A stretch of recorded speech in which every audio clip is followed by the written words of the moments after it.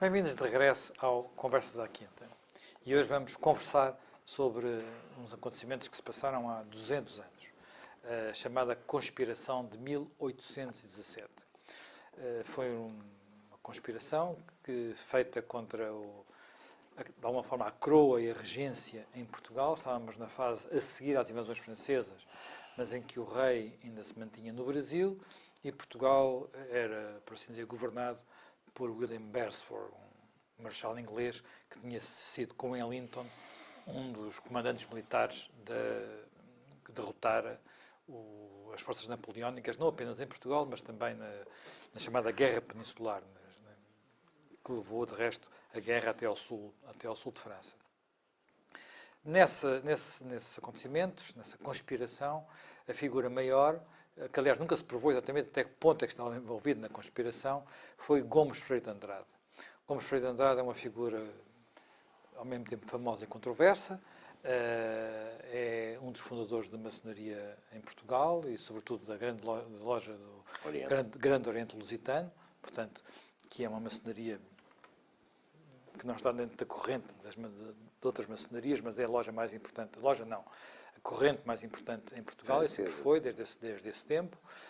E, por outro lado, é alguém que simultaneamente pode ser visto como um herói, um mártir, mas também como um traidor, uma vez que combateu com Napoleão e com as tropas de Napoleão, inclusivamente chegou a Moscovo no exército que foi até na campanha da Rússia.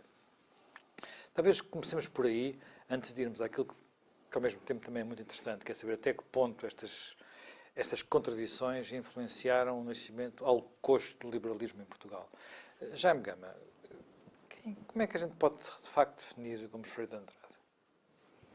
Bom, como um personagem da época e, consequentemente, também como um personagem contraditório, que, aliás, merecia ser estudado com mais detalhe e mais rigor, retirando de um certo confronto muito doutrinal na versão final que lhe é dada.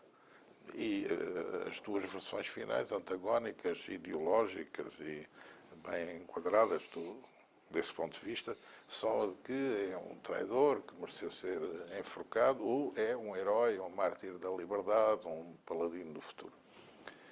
Pois bem, vamos ver a origem. Gomes Freire de Andrade pertence, pelo lado do pai, a uma família aristocrática portuguesa. Os seus parentes estão todos ou no seu lado, ou a maior parte até no lado dos seus adversários. E isso, aliás, vem-lhe a valer depois o percurso que faz em Portugal, porque ele nasce em Viana de Áustria, onde o pai é embaixador. Ele é também filho de uma nobre da Boêmia Morávia, portanto, do Império Austríaco.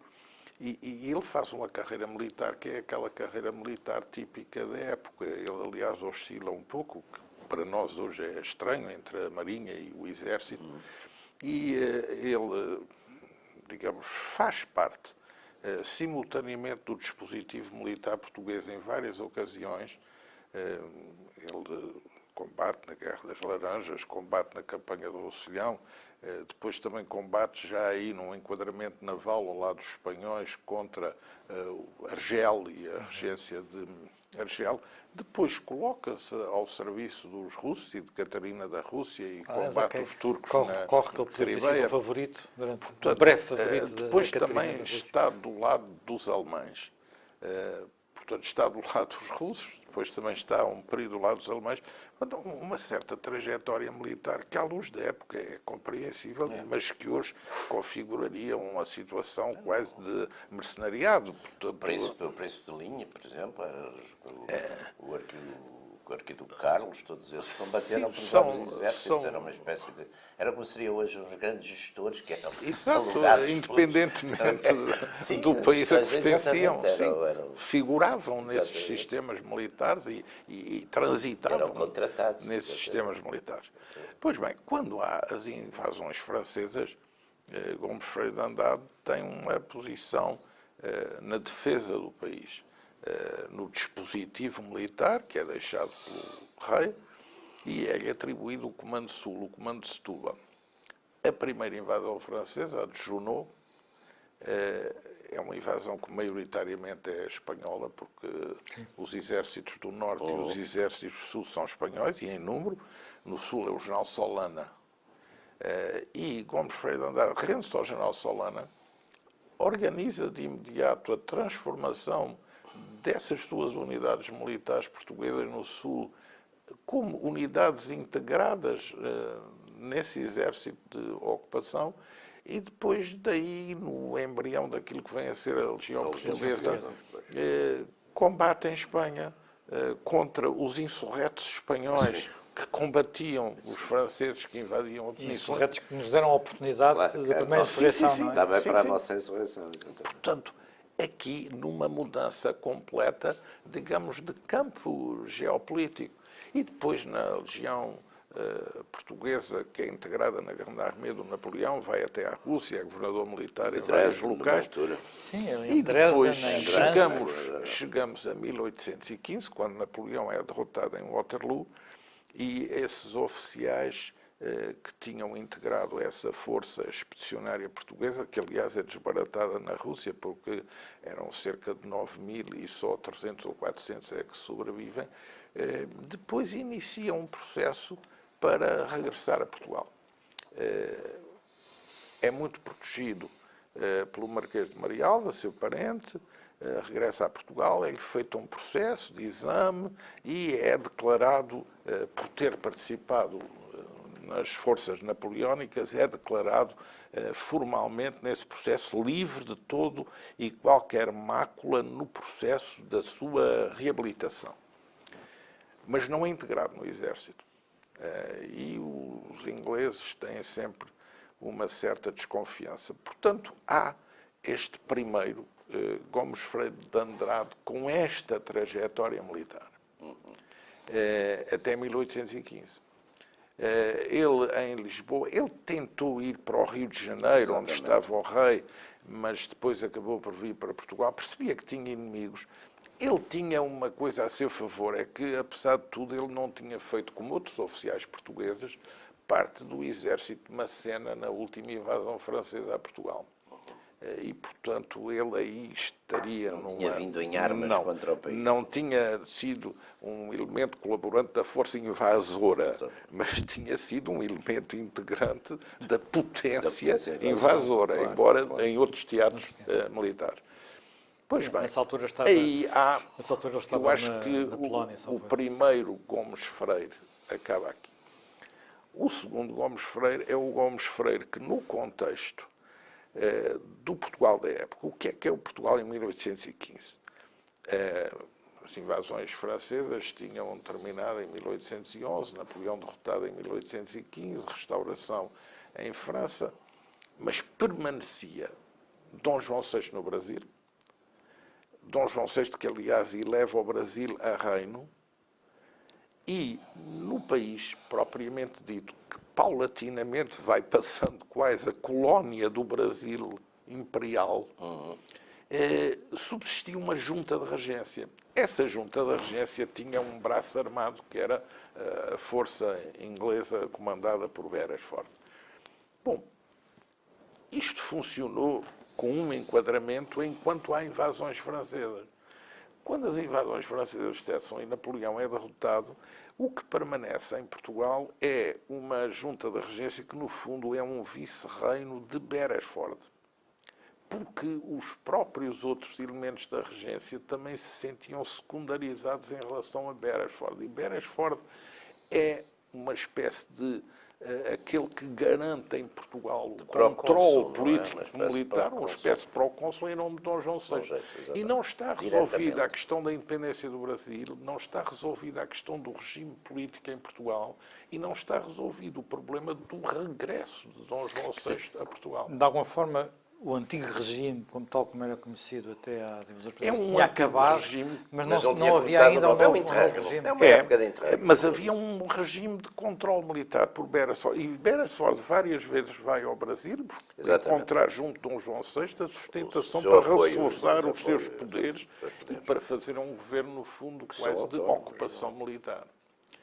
É neste contexto que começa a nascer o embrião de um nacionalismo anti-britânico. Britânico, exatamente. E aí os liberais, temos que reconhecer que Napoleão não é bem um liberal, mas os chamados liberais, os radicais jacobinos, tudo aquilo que é a grande amálgama de que se tece a Revolução Francesa, começam a proliferar em clubes, em grupos, um dos quais é o grande Oriente Lusitano na época, e há revoltas também no Brasil, em Pernambuco. Pernambuco, exatamente. Há aqui esta revolta em Lisboa que é sufocada e mais à frente há a revolta de Em 1820. Lisboa nem chegou a haver revolta, é só conspiração. Sim, em que eles mas infiltram havia- alguém na conspiração, sim. o Beresford infiltra. Sim. Mas havia claramente São um Moraes Charmento, e o panfletos, Corvo e esses todos. havia doutrinação, havia panfletos, havia uma rede que tinha alguma popularidade junto dos militares. Porquê? Porque o Beresford, para consolidar o seu poder, Não promoveu os portugueses. Não promovia e, os portanto, portugueses, tinha uma elite militar inglesa no topo do comando do sistema. Portanto, o nacionalismo anti-britânico encontra aí na tropa também alguma sustentação. E o Gomes Freire é nitidamente visto como alguém que pode ser o líder desse movimento, porque era um militar prestigiado à época, à luz dos valores da época, porque gravitava nesse campo político, porque tinha algumas ideias que sintonizavam com esse campo político, embora ele fosse um moderado, até tinha sido pró-britânico durante vários momentos, e até há quem diga que ele, na realidade, não estava bem. Ele conhecia a conspiração, mas não estava bem dentro da sua orgânica, porque ele esperaria vir a desempenhar um papel de moderação dos conjurados caso eles vencessem. E, portanto, tinha aí uma função. Bom, Uma espécie de Spínola. a verdade é que Beresford aplica um tipo castigo da execução militar sumária em teatro de operações. Portanto, como forma, não só, porventura, ele até saberia que a conjura não seria muito consistente, mas é nitidamente um castigo que é aplicado para dissuadir e para atemorizar e para manter ordem num território que lhe escapa. Aliás, os ingleses vão deparar-se com esse problema porque num dos regressos, quando Beresford vai pela segunda vez ao Brasil buscar um reforço de poderes, já ocorre a Revolução de 1820 e não o deixam desembarcar em Lisboa e ele desiste, sai. Voltem da cá uma vez depois. Portanto, eu penso que há um primeiro Gomes Freire de Andrade com esse trajeto militar um pouco, digamos, atípico. Explicável à luz da época, porventura, mas um pouco atípico. Então, face aos valores atuais, um pouco estranho até. Depois, há o Gomes Freire na passagem à reserva das forças napoleónicas, a reinvestir uma carreira política através da maçonaria e depois, em virtude das condenações de Beresford e da Junta da Regência, a transformar-se num mártir. E, portanto, a vir a desempenhar um papel de símbolo que é, obviamente, utilizado de forma negativa pelos seus detratores, que vão buscar o seu passado para o condenar, e de forma muito positiva, porque vão buscar os seus adeptos a forma sumária, como nem foi feito julgamento e como ele foi executado. Esta forma como esse tal interregno em que nós temos um antigo regime que, de alguma forma, migrou para o Brasil. Situação única em toda a história mundial em que um rei muda a sede. Depois vai ser repetida na Segunda Guerra Mundial por vários reis na Europa, Holanda, etc. Vão para Londres exatamente para tirarem ao ocupante a legitimidade. Mas aqui era uma colónia nossa. Nunca nenhuma colónia se tornou, por assim dizer, na capital. Mas o antigo regime, portanto, as estruturas existentes, tudo isso, entre os que se foram embora, entre aqueles que desapareceram durante as invasões francesas, na prática tinha acabado. Havia gente que tinha acabado e subsistia, porque no fundo não tinha sido substituído por nada. Não tinha sido substituído por nada, portanto havia aqui uns herdeiros, mas grande parte da monarquia tinha seguido também para a corte tinha seguido para o Brasil. E nós temos aqui uma coisa que é relativamente paradoxal, que é o liberalismo português tem dois pais que não são bem pais. Quer dizer, por um lado, podemos dizer que é filho da Revolução Francesa, provia de quem inspirou figuras como o Freire de Andrade e depois os revolucionários da Revolução de 1820, mas ao mesmo tempo também isso não teria sido possível sem o papel dos ingleses, só que acaba o papel dos ingleses, que já eram um país com parlamento, um país com liberdade de imprensa, um país com um regime constitucional, digamos assim, com uma monarquia constitucional, enfim, ainda tinha muito caminho a fazer, mas já era uma monarquia constitucional, acabaram por não ter aquela influência que podiam ter tido. Ou acabam por estar, de certo modo, em alguns sítios, por razões... E nós vamos ter isso por razões geopolíticas, acabam por ser os protetores dos ingleses num dado momento, por razões geopolíticas, são protetores de regimes que são absolutos. Em Nápoles, etc., porque estão a lutar contra o... Exatamente. Eu penso que isso é o ponto muito interessante, aliás, é por isso que esta época é uma época interessantíssima, esta época das guerras da Revolução e do Império e da Revolução, porque, por um lado, é evidente, por um lado, a Revolução Francesa e as ideias da Revolução Francesa, já, as revoluções francesas são uma coisa bastante complexa, porque há o liberalismo inicial, que é um liberalismo limitado, a Montesquieu, com, digamos, um bocadinho copiando o modelo inglês, essencialmente entendendo, digamos, o poder, a proteção dos direitos da minoria, os direitos individuais, portanto, e por outro lado há a versão já jacobina, e a versão convencional, e a versão do Robespierre, que é uma versão muito mais rousseauiana, não é? Portanto, digamos, aquela expressão, que, de certo modo, quase mística da vontade do povo e sem limites, não é? Portanto, é essa versão. Essa versão é evidente que em França é derrotada depois de Thermidor, há todo aquele complexo também de tipo de interregno e que acaba, no fundo, como normalmente acabam todas este tipo de revoluções, acabam com uma ditadura. Sim. E naquela época a ditadura império, era militar e era o Império. E o Napoleão, dizer que toda aquela gente desta época, mesmo os americanos, os founding fathers, eles vão buscar modelos antigos, quer dizer, eles não têm os modelos políticos deles, as coisas que eles liam, é uma espécie de ressurreição. E esses modelos são romanos, quer dizer, no fundo eles são... Sobretudo para o founding fathers são romanos. São romanos. E mesmo os franceses, o Saint-Just, etc., toda essa gente vai buscar à história romana, modelos, etc. Portanto, tudo isto, por outro lado, estes não são românticos, estes são todos, de certo modo, neoclássicos, todos eles. Ora bem, e a ambiguidade da Revolução Francesa e a ambiguidade das ideias liberais é que vêm, de facto, com os exércitos napoleónicos. Mas os exércitos napoleónicos, o que é que vêm fazer? Vêm oprimir nações que teoricamente iam libertar, porque, por exemplo, em Portugal, enfim, os franceses, direta ou indiretamente, as invasões devem ter custado quase perto de 1/10 da população, deve ter morrido. Quem fala que pode ter chegado a 20%, com exatamente, as fomes. Com as fomes. Mas vamos imaginar, eram 3 milhões que morreram, 300. Quer dizer, os franceses deixaram uma marca, aliás, a gente vê muito isso na literatura do século XIX, sobretudo no Camilo. Deixaram, e há muitas expressões, não é? Há muitas expressões populares. E nós temos uma expressão roupa de francesa. Ir para a maneta. Ir para a maneta, que era o Loison. Que era exatamente. O general que andava e, portanto, foram de uma grande primeiras... brutalidade. É evidente que depois nós também, os nossos guerrilheiros também responderam com essa grande brutalidade. Mas, de qualquer maneira, deixou uma marca. Ou seja, os libertadores, e eu acho que isso é um ponto muito interessante no nascimento, nesta época, que é o nascimento dos nacionalismos europeus.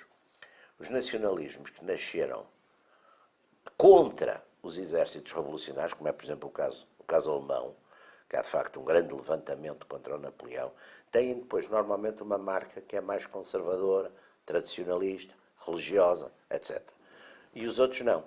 Aqui, de facto, a grande ambiguidade, por exemplo, as lojas maçónicas são trazidas pelos franceses, mas também são trazidas pelos ingleses, não é? Também são trazidas pelos ingleses, portanto, há aí uma parte... Freire de Andrade, a sua loja maçónica era o Grande original. Oriente. Sim, não, ele fundou o Grande... É um dos fundadores, diz até que foi em casa dele, sim, que foi a primeira reunião, depois. Mas ele vem de uma loja maçónica austríaca, a mesma de Mozart, curiosa. Pois, portanto, eles, todo este movimento de ideias vai marcar, aliás, é muito curioso, porque, por exemplo, o nacionalismo português tem de facto um lado que o inimigo é a Espanha, mas também tem um lado, porque no fundo eu acho que a gênese dos tratados de Methuen e mesmo antes, os primeiros tratados feitos ainda durante a Guerra da Restauração com os ingleses, foi nós entregarmos aos ingleses uma parte do controle económico, do domínio económico e financeiro do país, a troca da defesa e do apoio, digamos, militar e geopolítico, etc., contra a Espanha. E, portanto, aqui há sempre essa ambiguidade. Portanto, há um nacionalismo que é anti-britânico na medida em que diz os ingleses exploram-nos, não é? Exploram-nos. Uma série de... exploram-nos economicamente, em várias coisas, desde o vinho do Porto até outras coisas. E, aliás, é muito curioso que durante a Segunda Guerra há várias coisas de propaganda alemã. Por exemplo, há uma coisa que é um livro que eu lembro, tinha isso em casa em miúdo. E lembro-me de ler esse livro que era os desmandos dos ingleses em Portugal. E depois dizia, por um compatriota de Gomes Freire de Andrade. Era portanto, a figura de Gomes Freire fica também muito como uma figura anti-britânica. Agora, é um padroeiro, digamos, porque, por exemplo, o lado miguelista depois na Guerra Civil não deixa de sublinhar exatamente o papel que alguns destes oficiais tomaram, digamos, estar ao lado do inimigo, estar ao lado do francês, como aqui o Jaime Gama dizia, não propriamente diretamente envolvidos numa invasão, mas envolvidos de facto no lado geopolítico desse inimigo do país. Portanto, as épocas de interregno têm isso e o nosso problema, muitas vezes, de entender, e é por isso que talvez de facto valesse a pena olhar para estas... Porque, por exemplo, estas figuras no século XIX e mesmo no século XX foram sempre tratadas de um ponto de vista essencialmente ideológico, quer dizer, foram usadas como armas de arremesso e portanto, também aí descontextualizadas, porque, de facto, no século XVIII, sobretudo, há o príncipe Eugênio, o príncipe de Ligne, há uma série de oficiais, de aristocratas, grandes especialistas militares, que servem diversas potências e às vezes até potências contrárias, quer dizer. Porque no fundo eu penso que era uma espécie de... Como não havia ainda o fenómeno nacionalista, quer dizer, os Estados eram Estados dinásticos, não é? Havia uns especialistas, uns experts, seriam hoje em dia, não estamos nessa coisa das guerras, mas já na economia, nas finanças, eram os tipos que eram contratados. Sei lá, como o Banco de Inglaterra teve durante uns tempos agora um homem que era canadiano, quer dizer, umas coisas, portanto, este tipo E, portanto, é muito difícil, às vezes... Muitas vezes os próprios cabeças das dinastias não eram das nações. Claro, não é? Normalmente não era. Alemã, então, os alemães do século XIX exportaram reis para a Grécia, para 500 sítios. O Napoleão pôs a família praticamente a governar toda a Europa. Portanto, mesmo antes, não é? Portanto, todos estes conceitos, a gente, enfim, que vive, apesar de tudo, numa época que tem muito essa ligação à coisa nacional, às vezes tem dificuldades de entender estes períodos, não é? Jaime Gama, quando nós olhamos novamente para a figura de Freire de Andrade e para para a sua ligação ao Grande Oriente Lusitano e à maçonaria, sempre que se fala em maçonaria, fala-se a ideia de uma força oculta que, no fundo, condiciona um bocadinho. Enfim, há muita gente que tem essa ideia, não estou a dizer que é assim ou deixa de ser assim, mas há uma espécie de... que vai fazendo mover ninguém não diria a história, mas mover os países. Sim, algumas coisas de vez em quando. E em alguns pontos, por exemplo, na própria, digamos, lenda desta revolta, que a lenda tem algumas materializações. Por exemplo, muitas das pessoas que têm hoje em Portugal, eu diria entre 20 e 35 anos, estudaram obrigatoriamente o Afelizmente ao Luar, que é a peça do São Monteiro, que era dado, enfim, não sei se continua a ser dada como livro obrigatório, mas que retrata precisamente os mártires da pátria, que foram os membros desta conspiração. É evidente que São Monteiro o que queria retratar não era isso. Queria fazer uma crítica ao regime. O livro de 61 aquilo era uma crítica ao salazarismo, mas usa essa parábola, a razão de Estado. Este momento fundador do Grande Oriente Lusitano é realmente importante para aquilo que se vai passar, não só neste período, como a seguir durante o século XIX, inclusivamente para o facto de Portugal depois de ter sofrido as invasões francesas, ter tido um século XIX, e não só, prolongou-se para o século XX, uma clara hegemonia da cultura francesa sobre, por exemplo, a cultura anglo-saxónica. Bom, eu penso que essa chegada a Portugal dos movimentos e das organizações maçónicas é algo que se incrementa muito no século XIX, mas tem várias portas de chegada, porque, no fundo, são chegadas por via marítima, são chegadas pelo comércio marítimo. Em regra, todos esses movimentos se estabelecem em Portugal como? Maioritariamente porque as colónias de mercadores que estão estabelecidas em Portugal, nas cidades portuárias, sejam elas o Porto, sejam Lisboa, seja, por exemplo, o Funchal, essas colónias, digamos, fazem emanar esses movimentos, assim como fazem emanar também, embora minoritariamente, as confissões religiosas desses países, em regra, o protestantismo. E, portanto, esses movimentos vêm, digamos, por via marítima. Depois há também os casos dos portugueses no exterior e que contactam com esses movimentos. A origem desses movimentos é algo do género de clubes políticos, clubes de reflexão, clubes de influência, que procuram um pouco equilibrar e neutralizar outras influências. Em alguns casos, a Igreja Católica é a típica maçonaria da Europa do Sul, onde as regiões e os países são mais católicos, assim mais anticlerical vai ficar a maçonaria, claro, mais jacobina. Claro. E é essa a linha dos grandes orientes, que tem em França uma, digamos, raiz primordial importante.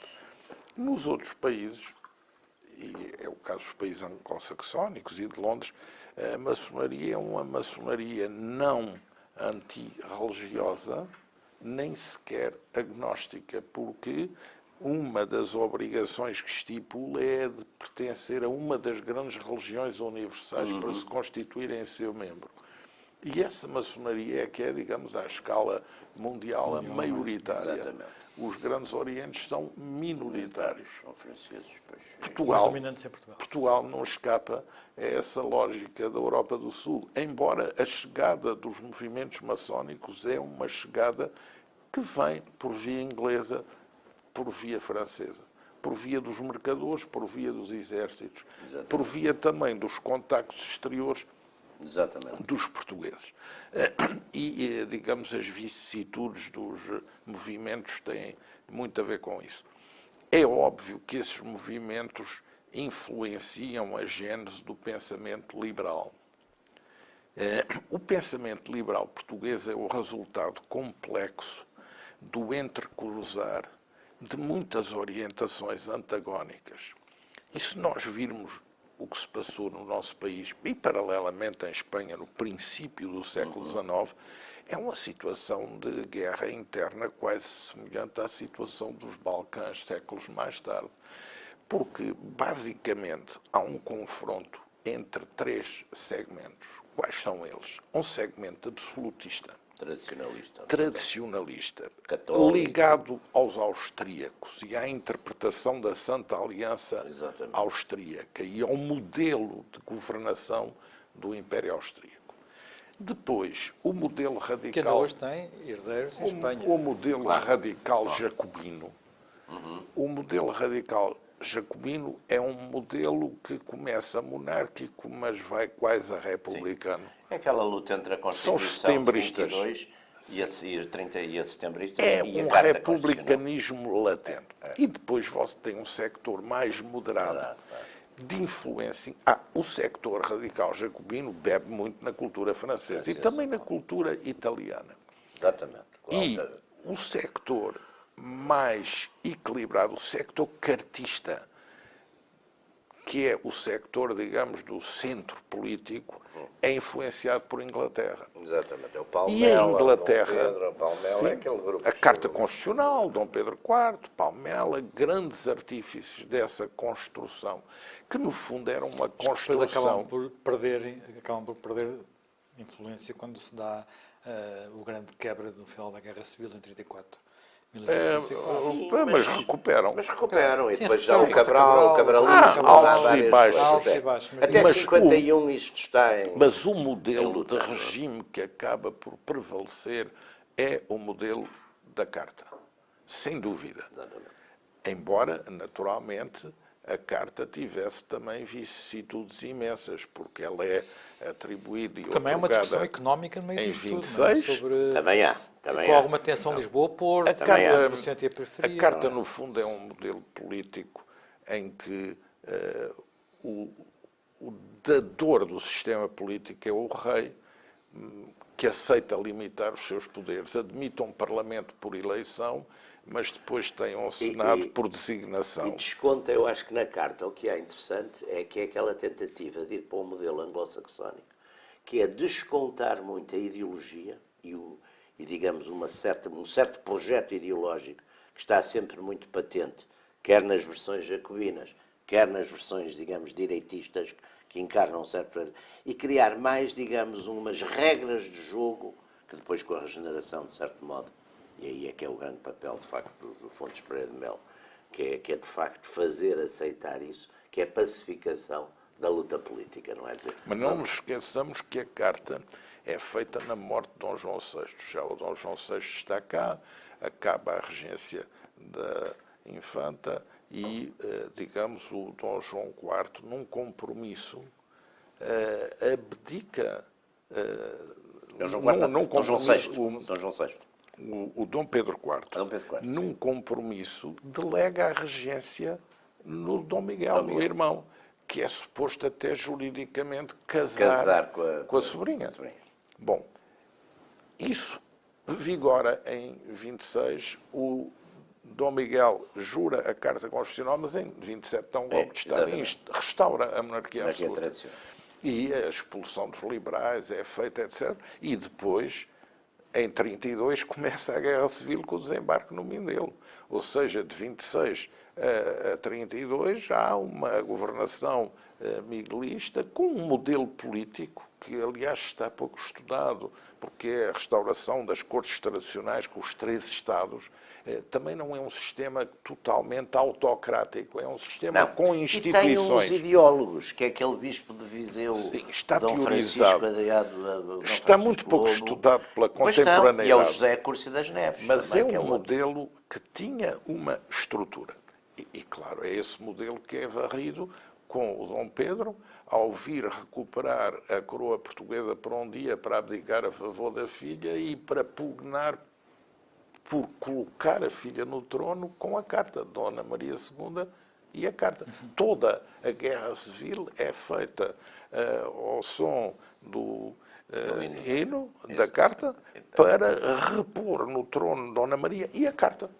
É esse o sentido. Claro. E a Carta, quando é reposta depois no final da Guerra Civil, e quando há os tratados que levam ao exílio definitivo de Dom Miguel, é uma carta que vai assegurar o final da monarquia durante mais de meio século. Sim, é uma carta estabilizada e a regeneração é com alguns atos adicionais de modificação. Mas mais de forma do que de conteúdo, não é? Portanto, o liberalismo português é o resultado desta digladiação entre absolutistas e radicais e com a mediação dos palmelistas, do Dom Pedro, da Carta, e é por isso que nós, porventura, muito dificilmente encontramos um teórico liberal português. Não se pode dizer quem é o verdadeiro doutrinador liberal em Portugal. Não há quem se distinga.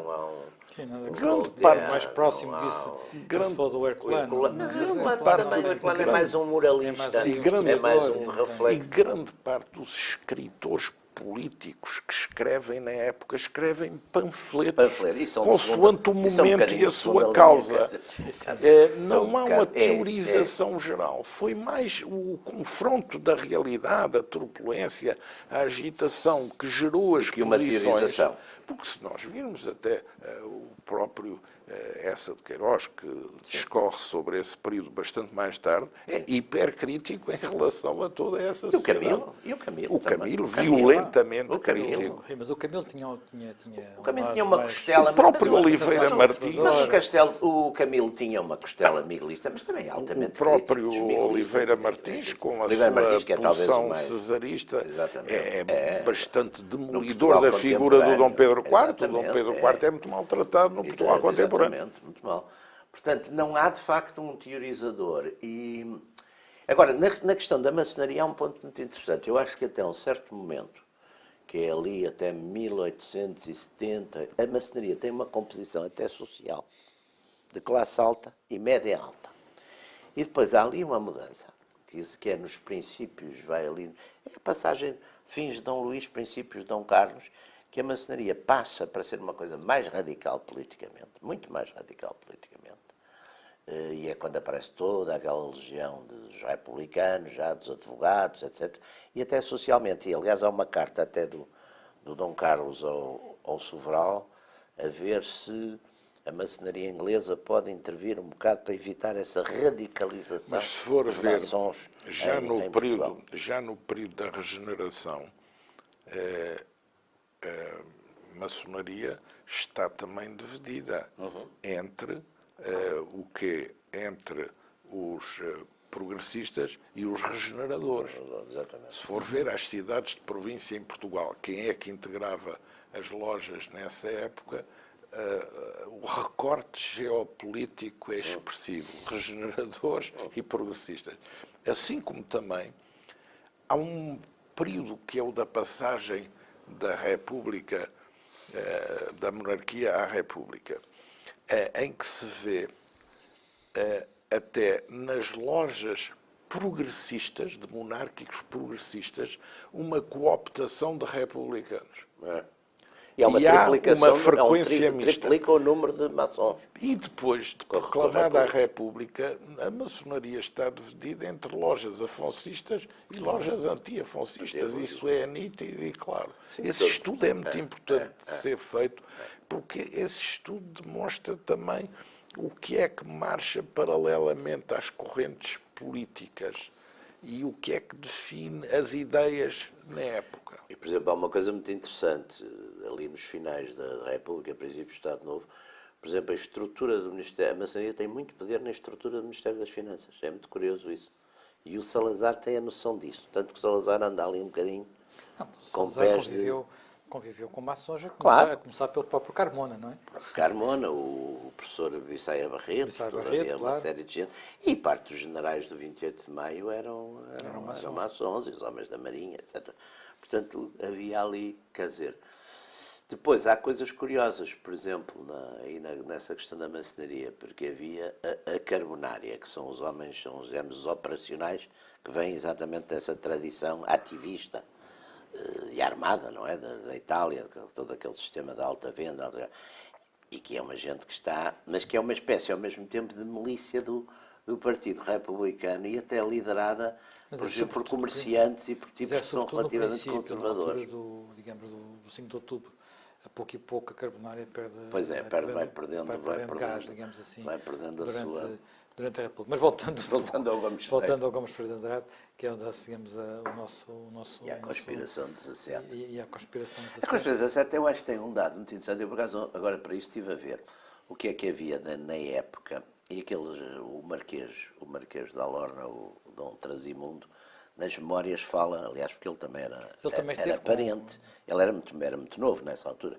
ele era parente. E há ali uma coisa curiosíssima, porque há ali uns tipos, que é aquele Moraes Sarmento, o Corvo, etc., que eles são, de certo modo, induzidos, não é? O Moraes Sarmento seria até o infiltrado. O infiltrado, o que é o próprio, segundo o Pinheiro Chagas, que enfim, segundo o Pinheiro Chagas é o próprio Beresford que lhe dá uma ordem, não é? Que o manda infiltrar e seguir e verificar. Mas isto é um pouco aquilo que o Jaime Gama estava a dizer. Eu acho que há ali uma ideia de dissuasão e, portanto, há uma certa brutalidade na repressão.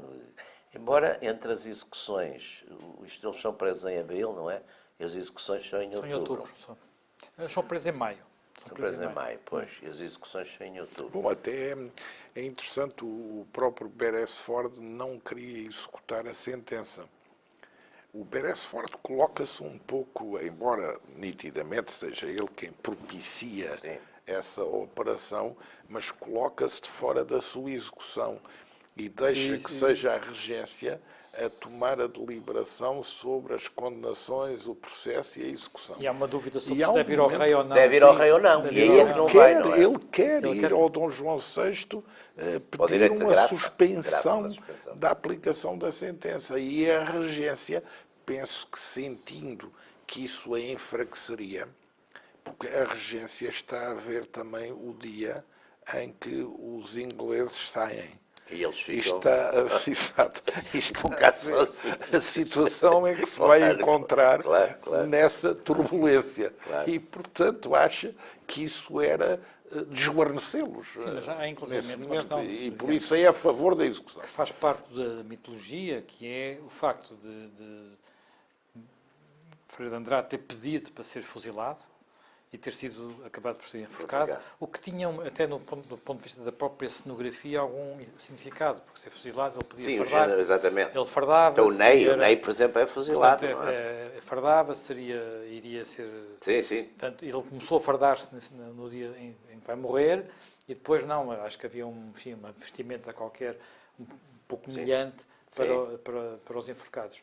E o sítio patíbulo, não sei se ainda São Julião da Barra. Não? É perto de São João da Barra, não sei, eu nunca lá fui. E há uma narrativa qualquer que diz, porque os corpos eram queimados, é coisa das fogueiras, não é? Sim, as cinzas foram lançadas ao Tejo.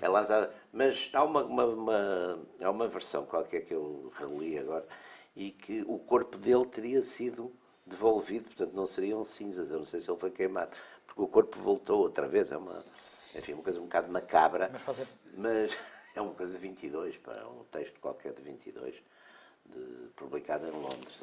Aí também começa uma lenda proto-vintista. Pois. Sim. E depois uma lenda setembrista, e depois uma lenda republicana. Portanto, a partir do momento em que há a execução, há a construção do novo Freire de Andrade, integrado numa topografia de Lisboa, batalha ideológica. A Rua Gomes Freire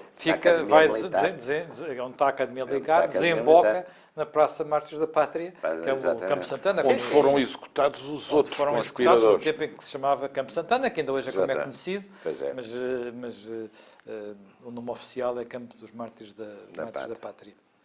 Bem, nós hoje terminamos por aqui o nosso programa. Regressaremos dentro de uma semana.